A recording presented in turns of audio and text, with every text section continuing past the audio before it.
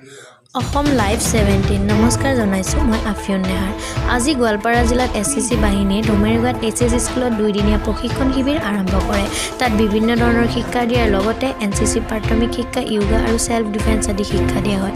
উক্ত প্ৰশিক্ষণ শিবিৰত SCC ৰাজ্যিক সভাপতি সাব্বিৰ হুছেইনে এনেদৰে কয়।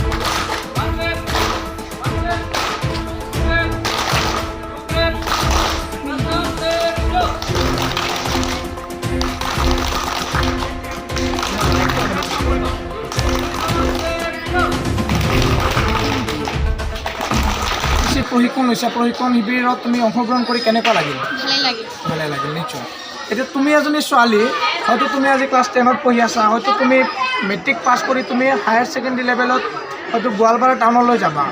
যোৱাৰ সময়ত যদি তোমাক কোনোবা দুষ্ট চক্ৰই আক্ৰমণ কৰে, তুমি তাৰ পৰা কেনেকৈ বাচিবা বা তোমাৰ কি কৌশল, বৰ্তমান সেই বাচিবৰ কাৰণে কি শিক্ষাৰ তোমাৰ প্ৰয়োজন? SCC আৰু সেল্ফ ডিফেন্স শিক্ষা নিশ্চয় প্ৰয়োজন। বিদ্যাৰ্থী সমিতি SCCৰ জৰিয়তে আমাৰ বিদ্যালয়ত যিখন আজি প্ৰথম দিনা ট্ৰেইনিং আৰম্ভ কৰিল, শতাধিক ছাত্ৰ ছাত্ৰীয়ে অংশগ্ৰহণ কৰিছে। আৰু এই সমিতি SCC বাহিনী আমি বিভিন্ন জিলাত এনে প্ৰশিক্ষণ দি আছোঁ।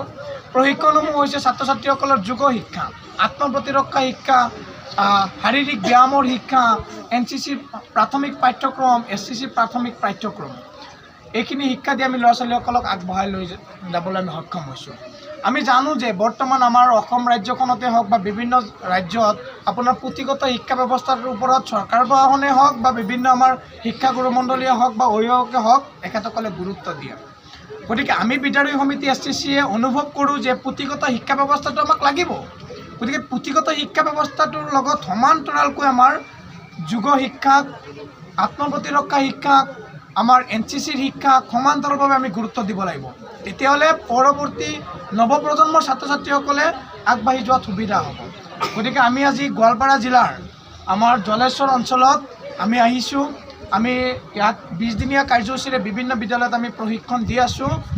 এইখিনিৰ পৰা মই অনুৰোধ জনাম আমাৰ গোৱালপাৰা জিলাৰ মাননীয় ইন্সপেক্টৰ অফ স্কুল বিদ্যালয়সমূহৰ পৰিদৰ্শক মহোদয়ক অনুৰোধ জনাম, লগতে আমাৰ BO ছাৰকো মই অনুৰোধ জনাম, লগতে মই আমাৰ অসমৰ মাননীয় শিক্ষামন্ত্ৰী ডক্টৰ হিমন্ত বিশ্ব শৰ্মা আৰু মাননীয় মুখ্যমন্ত্ৰী সৰ্বানন্দ সোণোৱাল ডাঙৰীয়াকে অনুৰোধ জনাম যে আজিৰ দিনত যদি ছাত্ৰ ছাত্ৰীসকলে পুথিগত শিক্ষা ব্যৱস্থাটোৰ লগত যদি শাৰীৰিক শিক্ষা সমান্তৰালভাৱে বিদ্যালয়ত আপোনালোকে একোজনকৈ শিক্ষক দিয়ে, তেতিয়াহ'লে ছাত্ৰ ছাত্ৰীসকল আগবাঢ়ি যোৱাত নিশ্চয়। গোৱালপাৰাৰ পৰা কেমেৰা পাৰ্চন হাৰুণ ৰছিদৰ সৈতে আছাম লাইভ নিউজ 17।